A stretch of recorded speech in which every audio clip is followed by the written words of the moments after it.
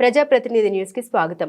ఉదయగిరి నియోజకవర్గంలోని కొండాపురం మండలంలో నెల్లూరు జిల్లా రాళ్లపాడు ప్రాజెక్టు నుండి పొలాలకు నీటి విడుదల చేయాలని ప్రాజెక్టు ఆనకట్ట మీద కొండాపురం రైతులు ఆందోళన చేపట్టి బైఠాయించారు.